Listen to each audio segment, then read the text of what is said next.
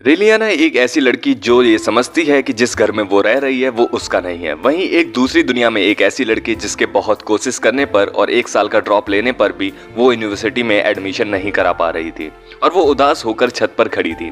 रेलियाना और वो लड़की एक ऐसे पल को शेयर कर रहे थे जो शायद एक जैसा ही था। तभी उस लड़की के पास एक अनजान सा लड़का आता है और रेलियाना के पास भी किसी के आने की आहट आती है।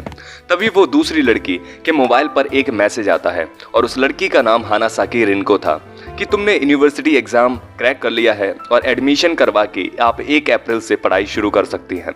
जिसकी खुशी उसके आंसुओं से बह रही थी, पर जैसे ही वो खुशी से मुड़ती है वही अनजान लड़का जो छत पर खड़ा था उसे धक्का मार देता है और गिरते हुए रिंको के सामने उस लड़के का चेहरा साफ साफ नहीं दिख रहा था और उसकी पूरी जिंदगी मानो एक रील की तरह उसके सामने से गुजर रही थी। उसकी मॉम, उसके भाई और उसके दोस्त सब उसके आंखों के सामने से धीरे धीरे खो रहे थे। पर वो दूसरी दुनिया जो कि रेलियाना की ही दुनिया थी, उसमें रेलियाना मैकमिलन बन के दोबारा जन्म लेती है। यानी अब रेलियाना के अंदर रिनको थी और ये दुनिया एक कहानी की दुनिया है जिसकी स्टोरी रिनको को पहले से पता है। रेलियाना सोचती है कि उस रात की बात को कि असल में रिनको यानी उसके साथ हुआ क्या था। तो उसे बस इतना याद था कि किसी ने उसको छत पर बुलाया था, पर ना तो उसे उसकी शक्ल याद है, ना ही आवाज और ना ही ये पता है कि उसने उससे क्या कहा था।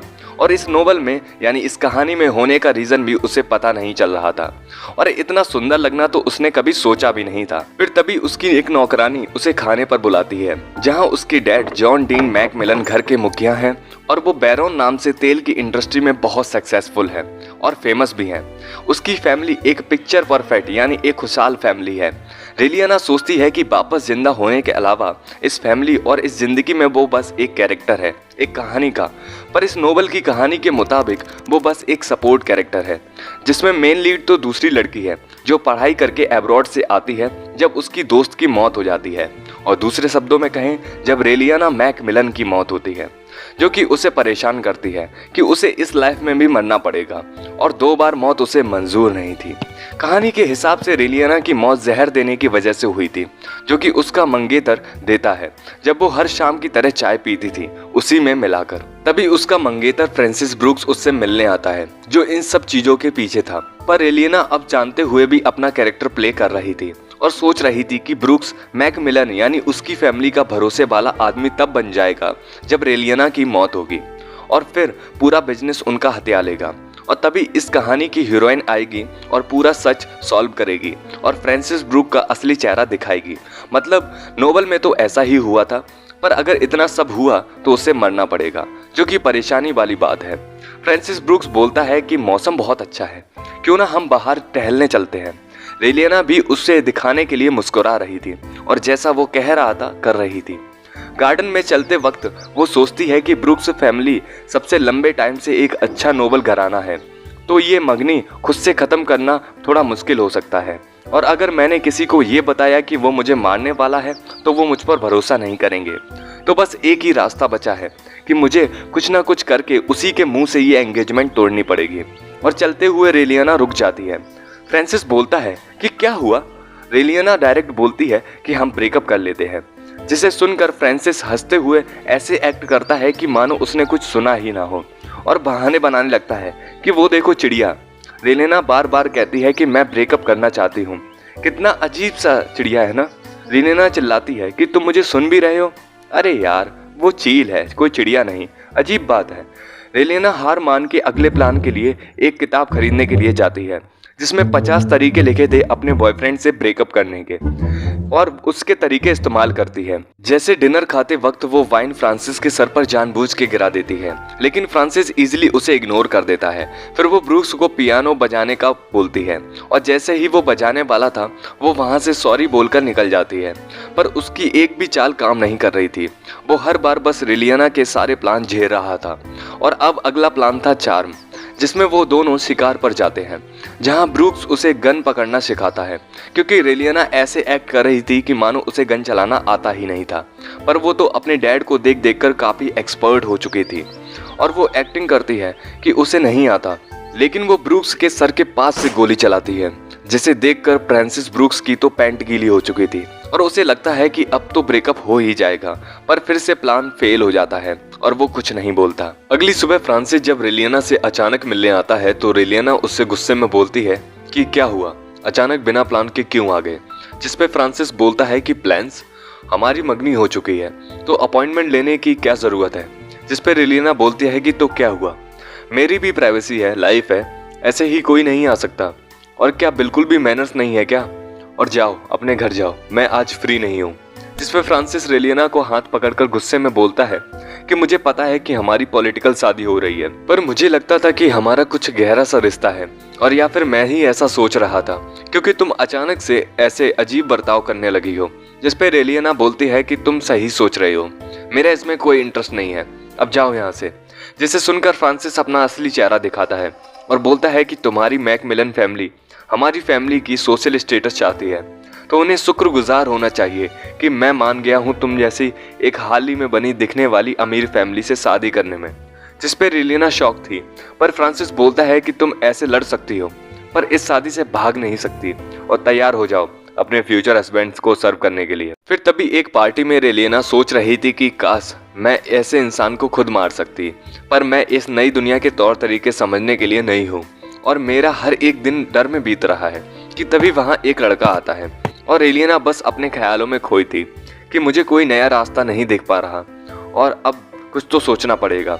और वहाँ की हलचल से रेलियाना का ध्यान उस लड़के पर जाता है जिसके बारे में भी वो पहले से जानती थी, नोहा वॉल्टियर विननाइट, जो कि इस पूरे देश का सबसे बड़ा पब्लिक फिगर या कहे चेहरा है, जिसे ड्यूक बोला जाता है और इस नोवेल का मेन कैरेक्टर है। जिस चेमस नाम के राज्य में रेलियाना है उसे रॉयल फैमिलीज लीड करती हैं। उसमें रॉयल फैमिलीज का राज्य तब चला गया जब कैपिटलिज्म बढ़ा और जो नए राज्य घराने थे उन्होंने नए रूल्स बनाए जिससे पुराने नोबल्स को जड़ से खत्म हो जाए जब तक कि वो वापस पावर में आते। नोबल रैंक्स का ट्रांसफर बंद कर दिया गया, यानी राजा का बेटा राजा बनेगा वो सब बंद कर दिया गया, जिसे नोवो रिचे प्रिवेंशन लॉ बोला गया, जिसमें नए राजा या नए अमीरों को भी वही इज्जत मिलेगी जो पुरानी रॉयल फैमिलीज को मिलती थी। पर इस लॉ को पास करने वाली सील चोरी हो गई और पुराने घराने एक नए प्लान्स के साथ आए और फिर से नए नए अमीरों को दबाया जा सका। लेकिन तभी एक तारे की तरह अचानक से एक जवान लड़का जो कि अभी के राजा का भाई है पिक्चर में आता है और इस राज्य का पहला वारिस है, नोहा वॉल्टियर, जिसे नोहा बुलाते हैं, वो आ गया। और विननाइट फैमिली पहले से ही राज्य की सारी मिलिट्री को कई पीढ़ियों से कंट्रोल करती है और नोआ हमारी राज्य की रानी का सबसे बड़ा बेटा है और या कहें वो आखिरी सदस्य है इस किंगडम का जो राजा बनेगा।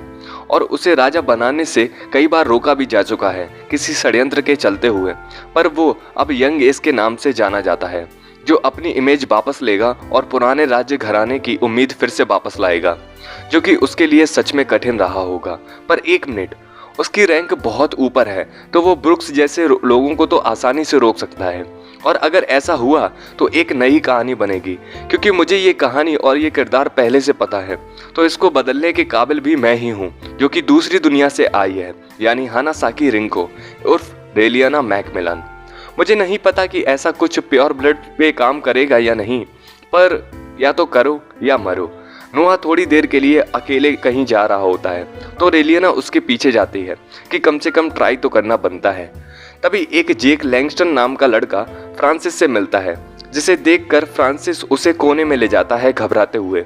जेक बोलता है कि तुम्हें अपनी क्यूट सी मंगेतर को अकेले नहीं छोड़ना चाहिए, जिसपे फ्रांसिस बोलता है कि इसे तुम्हारा कोई लेना देना नहीं है। तो जेक उससे बोलता है कि इतना अकेले मत रहो, हम एक ही कश्ती के हैं, तो ये तो नेचुरल सी बात है कि मुझे तुम्हारी चिंता है। फ्रांसिस डरते हुए बोलता है कि तुम्हें चिंता करने की कोई ज़रूरत नहीं।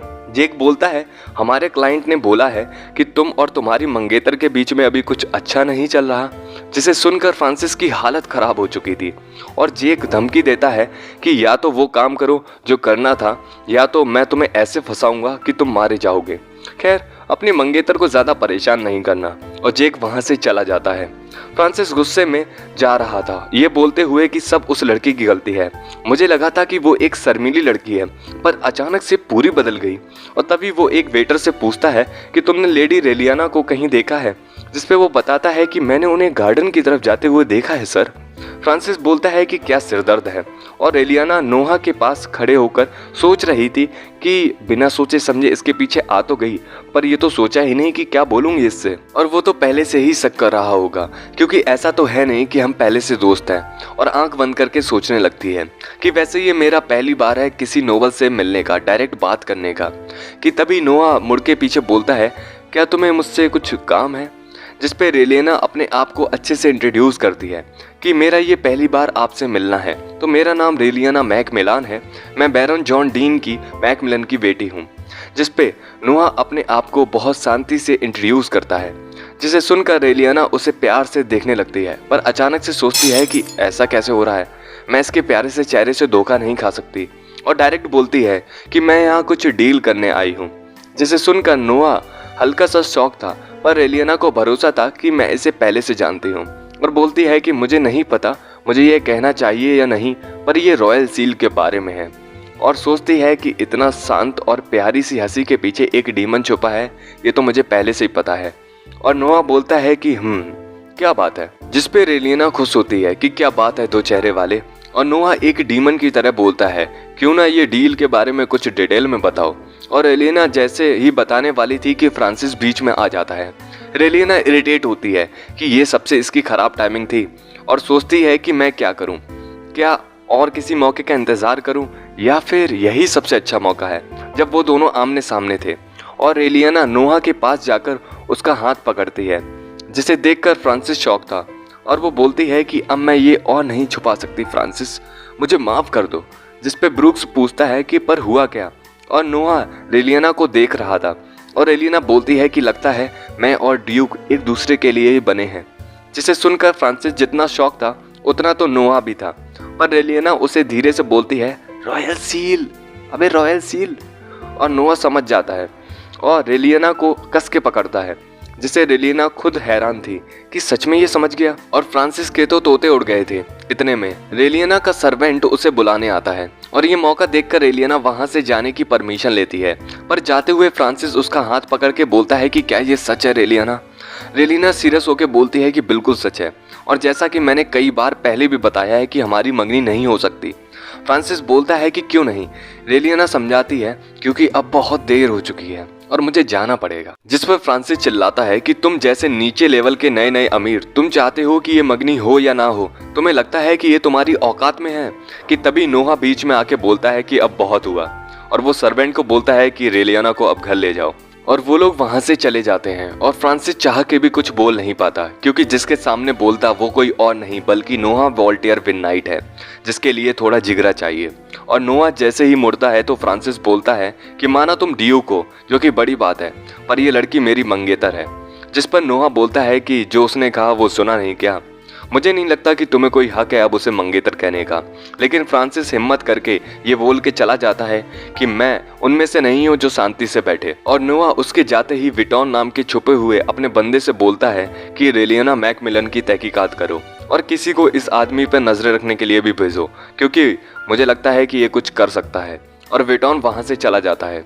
नोहा सोचता है कि एक डील, वो भी मेरे साथ। रेलियाना गाड़ी में चढ़ते हुए फिसल जाती है, जिस पे उसके पापा परेशान होते हैं, पर वो बस ये बोल देती है कि शायद ये सर्दी की वजह से हुआ और मैं थोड़ा फिसल गई। और वो सोचती है कि क्या जो उसने किया वो सही था। नोहा अपने महल भी पहुंच जाता है जहां वो लेट था, जिस पर उसके लोग उससे पूछते हैं कि क्या हुआ सर, आप लेट कैसे हो गए? तो वो बताता है कि एक रास्ते में प्यारा सा पपी मिल गया था। और रेलियाना घर जाते वक्त अपनी पुरानी जिंदगी की एक भविष्यवाणी सोच रही थी, जिसमें उसे किसी ने बताया था कि उसकी जिंदगी बहुत छोटी है, पर इस बार वो दोबारा मरना बिल्कुल भी नहीं चाह रही थी।